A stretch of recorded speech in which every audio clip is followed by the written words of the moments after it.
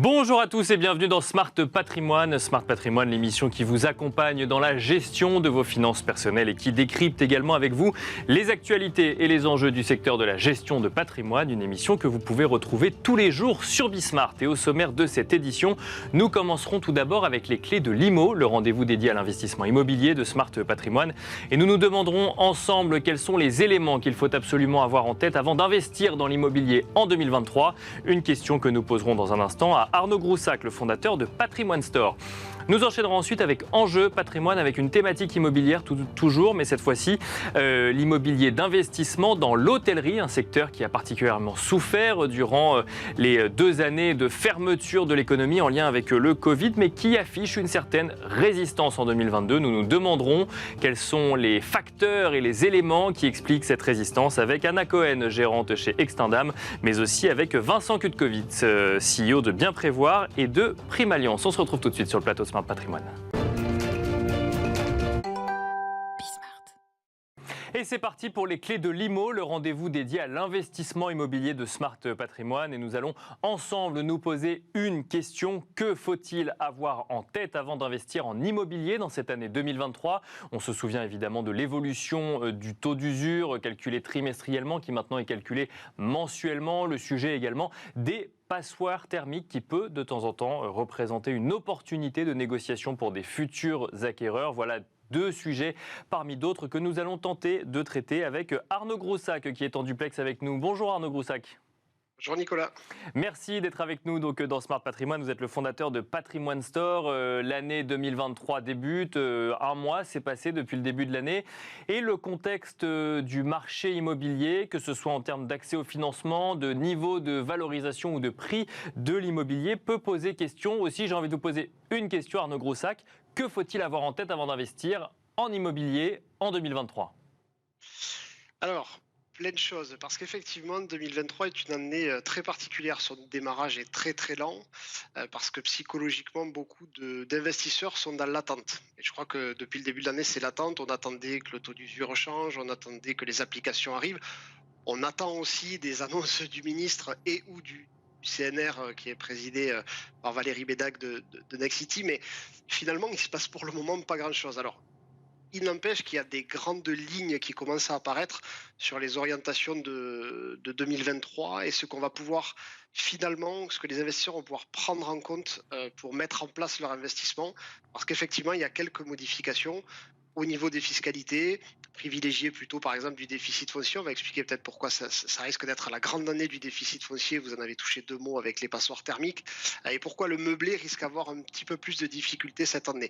Voilà, mais en tout cas, une chose est sûre, c'est que la mensualisation du taux d'usure est une bonne chose et elle permet à des investisseurs qui sont, on va dire, globalement au-delà de 50 ans et qui étaient pénalisés jusque-là par les assurances de prêt, notamment dans le calcul, vont être beaucoup plus faciles à l'accès du crédit.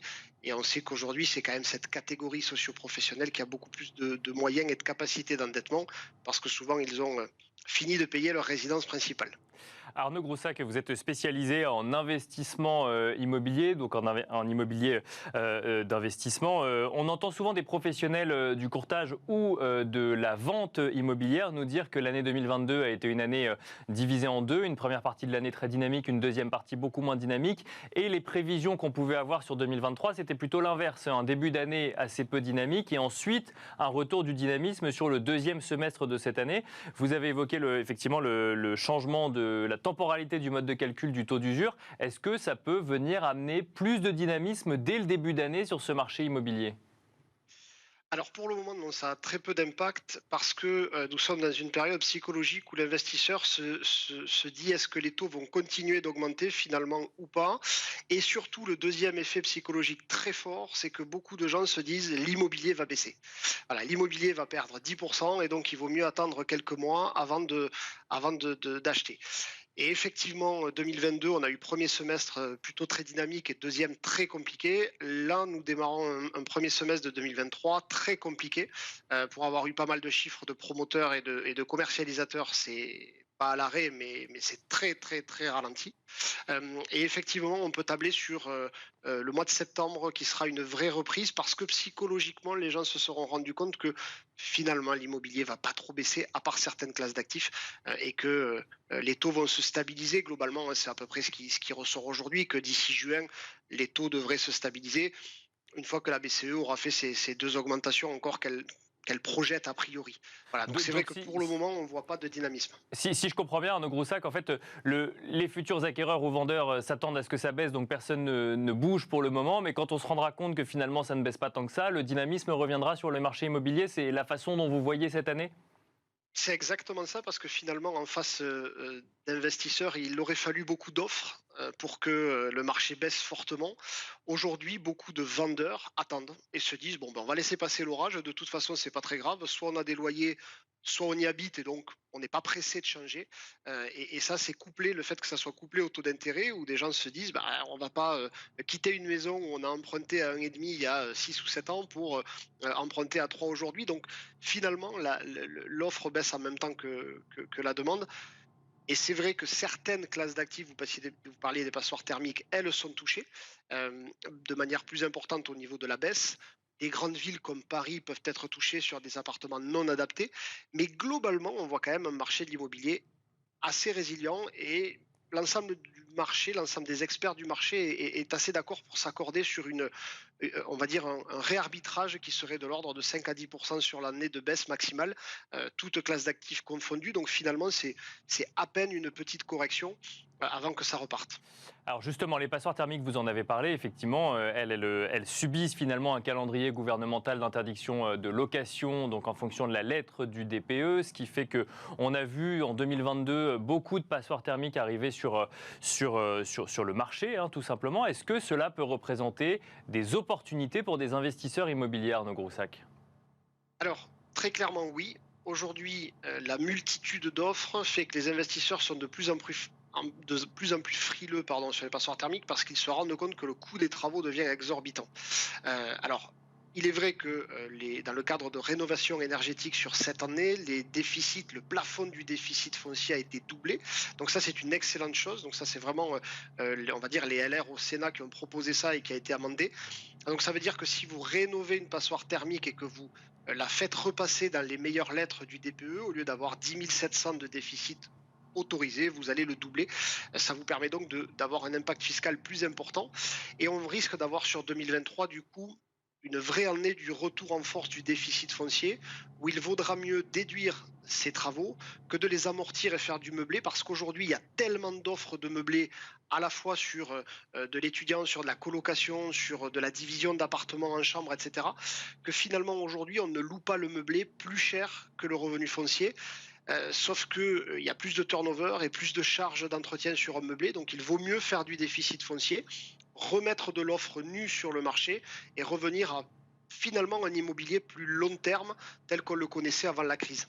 Mais alors, un mot peut-être pour ceux qui nous écoutent, comment on fait du déficit foncier? Est-ce qu'on peut faire du déficit foncier avec n'importe quel type de bien immobilier? Alors oui, vous allez pouvoir globalement déduire les travaux que vous allez engager à partir du moment où ils sont faits par des professionnels. Vous allez avoir deux types. Le déficit foncier que vous allez faire vous-même, où vous n'allez pouvoir passer que les travaux de rénovation du bien, pas les travaux dits d'embellissement ou de confort. Donc je vous prends un exemple, si vous avez par exemple déjà du chauffage et que vous passez à des pompes à chaleur, vous faites un travail énergétique, donc là ça rentre en compte. En revanche, si vous faites que remplacer la cuisine par une autre cuisine, là c'est dit du confort, vous n'allez pas pouvoir le déduire. Mais vous avez aussi des supports d'investissement immobilier, des programmes qui sont dédiés à ça chez des opérateurs, où là vous allez avoir en les citant, mais soit du déficit foncier, soit du Pinel réhabilité ou le Malraux et monument historique. C'est exactement le même type de montage, c'est juste que dans le cadre de déficit foncier, il y a une insalubrité du bien qui est constatée avant, c'est-à-dire que la totalité de la résidence, la totalité de l'immeuble est dit non habitable. Et dans D'accord. ce cadre-là, vous allez pouvoir, l'opérateur va réaliser des travaux complets, partie commune et partie privative, et vous allez pouvoir effectivement, dans ce cadre-là, déduire tous les travaux, à la seule condition qu'ils ne touchent pas plus de 5 corps d'État. Donc si vous avez électricité, plomberie, etc., voilà, il faut le limiter à 5 corps d'État, mais souvent ce sont des cabinets d'avocats qui gèrent ce type d'investissement pour vous en garantir la validation fiscale. Un mot du meublé, vous l'avez évoqué, Arnaud Groussac. Donc, si je replace un petit peu le contexte actuel, notamment de réflexion sur une retraite par répartition, et donc potentiellement un certain nombre de gens qui se posent la question d'investir pour avoir des revenus futurs, et notamment d'acquérir un bien immobilier pour le mettre en location et se dire bon bah voilà, je mets en location et je capitalise finalement sur les loyers que je vais ensuite percevoir, notamment via du meublé. Ça, ce que vous nous dites, c'est qu'en 2023, c'est peut-être pas la meilleure stratégie d'investissement immobilier. Alors, ça va dépendre finalement de votre situation et je ne vais pas du tout faire une réponse politicienne, mais le meublé a une modification comptable qui va intervenir dans les 2 ans ou sans faire de difficulté, mais le foncier, c'est-à-dire la partie que vous ne pouvez pas amortir, va être beaucoup plus importante et va passer entre 30 et 50% de votre prix immobilier suivant la zone où vous êtes. Donc l'impact fiscal meublé va être moins important. En revanche, pour éclairer les gens qui nous écoutent aujourd'hui et qui pensent à leur retraite, si vous avez par exemple 50 ans, vous pouvez tout à fait dire aujourd'hui je fais un déficit foncier parce que j'ai de la fiscalité, parce que ça correspond à ma situation d'aujourd'hui. Je le conserve pendant 10 ans en revenu foncier et au moment de la retraite, je le transforme en meublé. Ça, c'est tout à fait possible et vous pourrez réamortir et vous pouvez fonctionner par rapport à ça. C'est vraiment des montages qui sont très efficaces parce que ce qu'il faut préciser dans le cadre du déficit foncier, c'est que les travaux que vous déduisez fiscalement ne rentrent pas dans le calcul de la plus-value. Donc ça veut dire qu'il vous faut conserver votre bien longtemps. Et donc vous pouvez tout à fait dire pendant 10 ans je fais du déficit foncier et ensuite je fais du meublé. Aujourd'hui, faire du meublé si vous êtes à 15 ans de la retraite, quand vous allez arriver à la retraite, vous aurez fini vos amortissements, ils auront été impactés, vous aurez des revenus fonciers, des revenus meublés positifs et donc de la fiscalité dessus. Donc aujourd'hui, c'est vrai, par rapport à ces modifications et à l'offre colossale qu'il y a sur le marché, il vaut mieux faire du nu et le transformer en meublé au moment de la retraite pour bénéficier des amortissements le plus longtemps possible. Merci beaucoup Arnaud Groussac de nous avoir accompagnés dans Smart Patrimoine en duplex. Je rappelle que vous êtes fondateur de Patrimoine Store. Merci beaucoup. Merci beaucoup Nicolas. Et quant à nous, on se retrouve tout de suite dans Enjeu Patrimoine.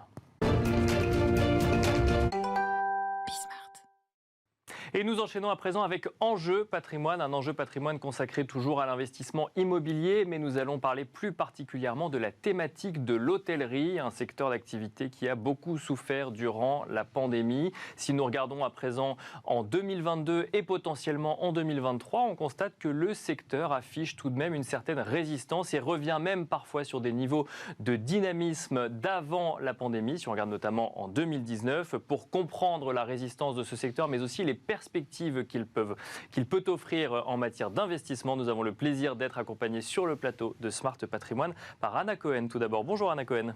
Bonjour. Bienvenue sur le plateau de Smart Patrimoine. Vous êtes gérante chez Extendam. On va essayer de comprendre un petit peu avec vous les dynamiques de marché dans le secteur hôtelier. Mais nous avons le plaisir d'accueillir tout d'abord également Vincent Kutkovitz. Bonjour Vincent Kutkovitz. Bonjour Nicolas. Vous êtes CEO de Bien Prévoir et de Prime Alliance. On va évoquer également avec vous la dynamique de marché et peut-être aussi un petit focus sur les SCPI qu'on pourra faire ensemble. Anna Cohen, on va commencer avec vous. Le secteur hôtelier était, j'ose le mot, annoncé pour mort ou en tout cas en grande difficulté en 2020 ou en 2021. Et finalement, on se rend compte qu'en 2022, quand on regarde de l'immobilier d'investissement en matière d'hôtellerie, mais donc la dynamique immobilière, la dynamique d'activité derrière, on se rend compte que le secteur résiste plutôt bien finalement. Alors, le secteur a très bien résisté et si j'ai regardé un petit peu il y a un an, on a parlé de la même chose et on s'était rendu compte que l'été avait été très très bon. Donc le secteur a été affecté par la pandémie quand les hôtels étaient fermés. Ça a très bien repris, que ce soit d'un point de vue... Il y a eu moins de transactions, mais les prix des hôtels n'ont pas baissé. D'accord. Ouais. Donc ça, c'est quelque chose d'important d'un point de vue investissement et d'un point de vue opérationnel. On arrive à des résultats supérieurs à 2019 en 2022 avec 3 mois de fermeture. Je crois qu'on est sur des... Alors, RevPAR, c'est le taux d'occupation, c'est l'indice un peu important en hôtellerie qui reprend le taux d'occupation et le prix moyen. C'est la multiplication des deux.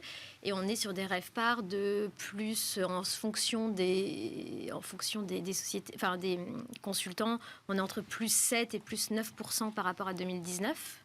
D'accord. Donc on fait mieux que 2019. On se contente pas de revenir au niveau d'avant pandémie. On fait beaucoup mieux que 2019 avec le taux d'occupation qui, je crois que ces deux lois disaient que le taux d'occupation était à moins 6%. D'accord, oui. Contre un prix moyen à plus 16%. Donc en fait, on paye plus cher. Il y a un petit peu moins de monde, mais le prix des chambres est un petit peu plus élevé. Mais n'oublions pas qu'il y a eu 3 mois quasiment de fermeture, parce que janvier, février, mars, on était encore en pleine pandémie. Donc les résultats ont été bien meilleurs que sur 2019. Que ce soit en France, en Europe, je crois que le Portugal, c'est plus 16% de RevPAR, le Royaume-Uni, plus 11%. Donc on se rend compte que l'hôtellerie a très bien résisté, que ce soit sur l'hôtellerie de loisirs, mais aussi finalement l'hôtellerie d'affaires où les gens revoyagent et... Donc les visioconférences n'ont pas renvoyé les voyages d'affaires, c'est ce qu'il faut comprendre, Vincent Kutkiewicz. Au contraire, je pense qu'en fait, il y a des phénomènes sociétaux qui sont passionnants dans ce secteur-là, comme dans beaucoup d'autres, les bureaux, etc. Mais on voit par exemple qu'il y a un nouveau secteur, une nouvelle typologie de consommateurs, ce sont ceux qui mélangent le business et les loisirs. On parle d'hôtellerie Bleisure, alors c'est difficile à prononcer en français, mais ça existe. Bleisure, oui, c'est ça. On ne va pas trop l'utiliser, mais c'est un phénomène qui existe. Et en fait, on se rend compte que les gens passent quelques jours en séminaire, restent en famille. En réalité, l'hôtellerie est en train de s'adapter complètement au nouveau mode de consommation. Et c'est, je pense, une des explications qu'il y a une forme de résilience. C'est quand même une des économies aussi qui a la meilleure capacité dans un contexte d'inflation comme aujourd'hui à transmettre son augmentation de prix facilement, puisque tous les hôtels aujourd'hui correctement gérés yieldent leur prix, c'est-à-dire qu'ils ajustent leur prix au quotidien. D'accord, en lien avec l'inflation du coup. En lien avec l'inflation. Alors, ils arrivent. Je vais même aller plus loin. J'ai lu une étude là-dessus de HVS, je ne sais pas si vous l'avez lu, où on a regardé depuis sur 50 ans l'inflation, ils ont regardé la courbe inflation, je crois que c'était sur l'Angleterre, et ils ont comparé les prix moyens, et on voit que les prix moyens surpasse l'inflation de 0,75%. Donc, je suis complètement en ligne avec ça. Donc, on arrive finalement à réintégrer les hausses de prix ou du coût de la vie dans les prix des chambres d'hôtel. Dans les prix des chambres d'hôtel. Et effectivement, la typologie des actifs change et évolue. On voit des lobbies qui ressemblent beaucoup plus de choses, comme on dit, un peu lifestyle, où les gens ont envie de rester, des nomades travelers, des gens qui finalement habitent à la campagne, viennent 3 jours au bureau et restent à l'hôtel. Toute la consommation a changé, a évolué, mais est résiliente et je pense que les gens apprécient finalement de plus en plus d'être dans une chambre d'hôtel qui donne de la vie. Et Vincent Kutkiewicz, alors effectivement, lorsque on a vu les gens retourner à l'hôtel, comme vous nous l'aviez dit, Anna Cohen, on aurait pu se dire, effectivement, il y a l'euphorie de la réouverture des économies, on revient sur des mécanismes similaires, mais la question était de savoir, est-ce qu'on refait exactement comme avant ou non ? Là, on est sur des business un peu différents, même de l'hôtel en lui-même. Je pense qu'il y a des business différents, mais on n'est pas non plus, on ne va pas mettre de côté les marchés qui étaient fermés pendant un certain temps, comme les Chinois, qui commencent à revenir. C'est-à-dire que les progressions qu'on évoque là, c'est sans le marché chinois. Et sans les Asiatiques. Et sans les Asiatiques. Donc on peut imaginer que demain, un Asiatique, le marché chinois, c'est 2% de la consommation en France de tourisme, mais c'est 7% des revenus. Donc c'est des gens qui dépensent beaucoup plus dans l'hôtellerie. Mais donc ça, ces phénomènes sociétaux, je pense que d'une part, il détermine un nouveau mode de consommation de l'hôtellerie. On parle par exemple, on le voit, quand on travaille dans une grosse société, on voit que par exemple les séminaires ne se passent plus à l'étranger. Les séminaires se passent en France. Donc il va y avoir aussi un changement auquel on est en train d'assister à un repositionnement du tourisme d'affaires qui va être plus local. On voit que les Français se déplacent plus en France pour découvrir leur région. On l'avait vu après le confinement et le Covid. Maintenant, on voit que ça devient un mode de consommation durable. Donc ça porte l'hôtellerie. Donc ça porte l'hôtellerie. Ça veut dire aussi que ça porte les nouveaux projets. Ça porte des nouvelles manières d'investir dans l'hôtellerie. Et nous, en tant que promoteurs de socio-investissement, c'est ce qu'on regarde. Est-ce que les sociétés de gestion qu'on propose dans nos produits, est-ce qu'elles ont adapté leur modèle d'affaires au nouveau mode de consommation de l'hôtellerie ? Un mot peut-être, Anna Cohen, vous avez évoqué les valorisations qui n'ont pas baissé dans l'hôtellerie. Alors, il y a quand même eu une période assez difficile qui a duré 2 ans pour l'hôtellerie française. Ça veut dire que les opérateurs avaient les reins suffisamment solides pour ne pas avoir à se séparer de biens immobiliers ? On a vu quelques deals qu'on va appeler des deals Covid, évidemment, mais de manière générale, en fait, l'hôtellerie française, à part pour des très très très gros actifs, est faite c'est de l'hôtellerie familiale. Les hôtels appartiennent à des petits groupes, ça se structure au fur et à mesure. Donc les gens attendent. Ils ont pas eu besoin, il y a eu des PGE, ils n'ont pas eu besoin de vendre, donc ils ont attendu d'avoir les prix qu'ils souhaitaient, ou alors ils voulaient vendre pour d'autres raisons et qui n'avaient rien à voir avec le Covid. Donc finalement, on a vu une baisse de volume, mais pas une baisse des prix. Ou juste pendant une période assez courte. Parce qu'il n'y a pas eu d'offres supplémentaires qui seraient venues justifier une baisse de prix, par exemple. Vous expliquer une baisse de prix. Non, et en plus, on a moins de Airbnb. Donc, du coup, donc mécaniquement, il y a de la demande pour les hôtels. Exactement. Nous, on voit un phénomène un tout petit peu différent. On parle avec beaucoup de gérants aussi qui sont peut-être plus généralistes aujourd'hui. Et ce qu'on voit, c'est que ce qu'ils nous disent, c'est qu'il y a quand même un peu comme sur le phénomène des murs de commerce, où il y a eu une purge quand même, une baisse des prix. Aujourd'hui, on peut arriver à faire des deals dans de meilleures conditions parce qu'il y a quand même une remontée des taux. D'accord, oui. Voilà, donc ce qu'on paye dans le financement, on le paye un peu moins dans le prix du bien. Oui, d'une certaine manière. Donc on est quand même dans un contexte où on peut imaginer quelqu'un qui a du cash à investir dans l'hôtellerie, il pourra peut-être le faire dans de meilleures conditions qu'il ne l'aurait fait avant le Covid. Bon, même après, je peux comprendre qu'il y a différentes analyses sur le marché. Nous, en tout cas, c'est des choses. Mais alors, du coup, la question qu'on peut se poser en tant qu'investisseur particulier, c'est est-ce qu'il y a suffisamment de transactions pour qu'on puisse investir quand même? Vincent Kutkovitz, tout d'abord. Alors, d'abord, il ne faut pas être restreint que sur le marché français. Nous, les acteurs avec qui on travaille en Europe. Par exemple, on a des SCPI qui proposent d'investir dans l'hôtellerie en France, mais en Europe également, sur différents marchés. Donc, on peut sortir de France, on peut aller aussi sur les dom-tom. Je pense à des club deals, donc on est dans le domaine du private equity immobilier qui investissent dans les dom-tom. Donc le marché est grand. Peut-être certains restent encore à l'écart de l'Asie, par exemple, mais en Europe, rien qu'en Europe, il y a beaucoup de solutions d'investissement aujourd'hui. Et les SCPI, alors c'est une manière particulière d'investir effectivement dans l'hôtellerie, on appelle ça la pierre papier, qui là aussi affiche des taux de distribution qui sont revenus à des niveaux d'avant Covid. Qui ont même dépassé. En fait, là aussi, on dépasse les niveaux de 2019. Je peux vous donner quelques chiffres. Il y a 2 SCPI majeurs exposés à l'hôtellerie en France et en Europe. Ce sont 2 SCPI qui ont délivré en 2022 un taux de 5% à peu près, les deux. Et c'est supérieur au taux moyen qu'elles délivraient avant le Covid. Par contre, elles ont connu une baisse forte du rendement en 2020-2021. Il y a une volatilité, c'est sûr, sur ce genre de produit, mais on était dans un contexte absolument incroyable économique. Maintenant, elles sont en train de performer à un niveau qu'elles n'ont jamais performé, mais c'est 2 SCPI sur un ensemble de 100 SCPI. Justement, ça annonce ma prochaine question à Anna Cohen. Effectivement, là, on parle de l'hôtellerie dans son ensemble. Alors, on peut citer des grands groupes hôteliers. En France, on en a beaucoup. Est-ce que ces chiffres témoignent d'une réalité similaire au sein de tous les acteurs, ou est-ce que c'est quelques grands acteurs qui, finalement, tirent le secteur et qui amènerait à plus de sélection finalement de stock picking dans les biens immobiliers en lien avec l'hôtellerie? Non, je crois que de manière générale, nous, Extendam, on fait la France, on fait aussi l'Europe, on reste en zone euro et de manière générale, on a la même tendance à peu près partout. Quelle que soit la taille des acteurs, par exemple, ou l'hôtel familial, alors peut-être qu'il le possède effectivement, l'hôtel familial, mais quelle que soit la taille du groupe hôtelier, finalement, vous constatez que la dynamique est la même, quelles que soient les régions aussi? La dynamique est la même, il y a quand même une forte dynamique. Alors effectivement, en région, on va plutôt avoir tendance, nous, à regarder des actifs avec des sous-enseignes. D'accord. Mais ce que je dis n'est pas obligatoirement vrai pour certaines villes françaises. Des plus grosses villes, mais aujourd'hui, oui, on voit une tendance quand même, un appétit de manière générale, que ce soit pour des petits hôtels à Paris ou des plus gros hôtels, des gros porteurs. Il y a vraiment sous-enseigne, non, je confirme. Vous confirmez que c'est effectivement un mouvement global? Voilà. Pour moi, c'est un mouvement, confirme, bien sûr. Pour moi, c'est un mouvement global. Et Vincent Kutkovitz mentionnait à l'instant cette réouverture de la Chine, ou en tout cas cette arrivée potentiellement effectivement d'un certain nombre de touristes venus des pays d'Asie, ou en tout cas qui pourrait permettre également d'aller investir là-bas, même si c'est effectivement pas le champ d'Extendam. Est-ce que ça annonce une année 2023 qui continuerait à progresser en matière de performance? C'est trop tôt pour le dire, j'imagine. Moi, j'ai regardé un peu ce que les hôtels avaient déjà, les hôtels du portefeuille dont je m'occupe, ce qu'ils avaient un tout petit peu dans ce qu'on appelle des on the book, donc dans le pipe. D'accord. On est plutôt assez content. Il y a plutôt de tendance à confirmer cette bonne reprise 2022 sur 2023. Évidemment, s'il y a une pandémie qu'on referme des hôtels, on ne va pas y arriver. Mais bien sûr, parce que il n'y a plus de raison que ça arrive aujourd'hui. On sait le gérer. Alors qu'on ne le savait pas il y a quelques années maintenant d'ailleurs. Bien sûr, oui.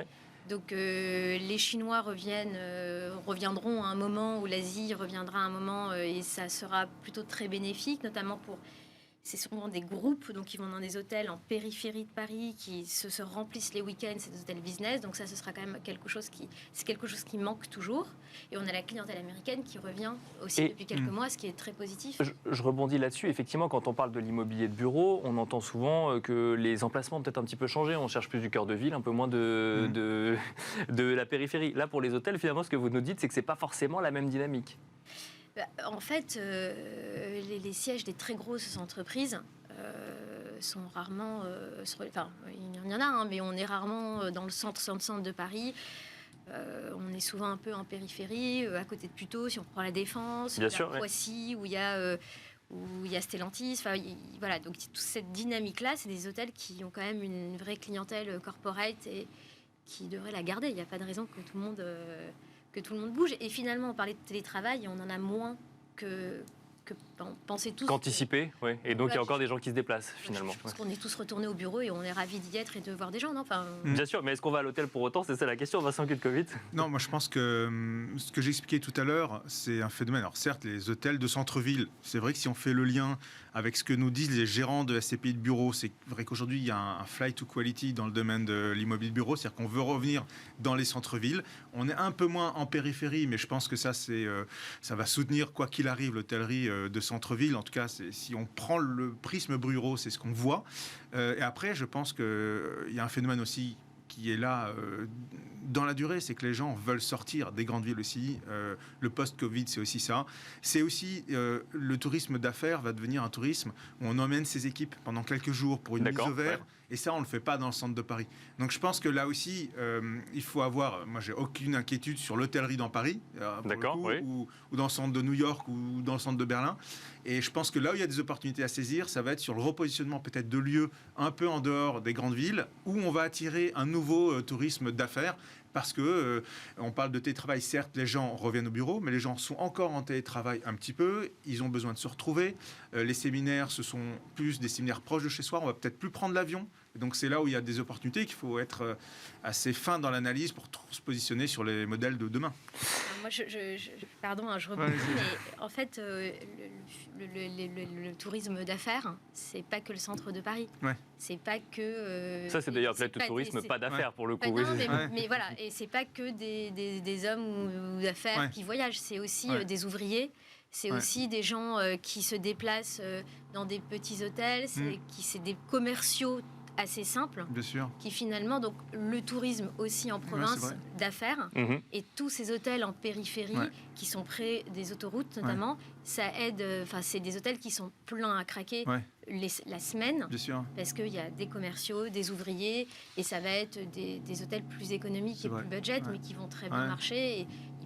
Et qui là aussi tire la dynamique finalement du secteur. Et de toute façon, ces gens-là, ils n'ont pas le choix. Contrairement à quelqu'un qui vient de Berlin pour faire un rendez-vous à Paris qui peut le faire en visio, un commercial, il faut qu'il se déplace. Oui, bien sûr. Un ouvrier, il faut qu'il se déplace. Donc en fait, c'est aussi pour ça qu'on a vu que l'hôtellerie provinciale en France avait mieux résisté que dans les grandes villes, parce que ces gens-là, de toutes les manières, Covid, pas Covid, à un moment, il faut manger, quoi. Donc il faut y aller.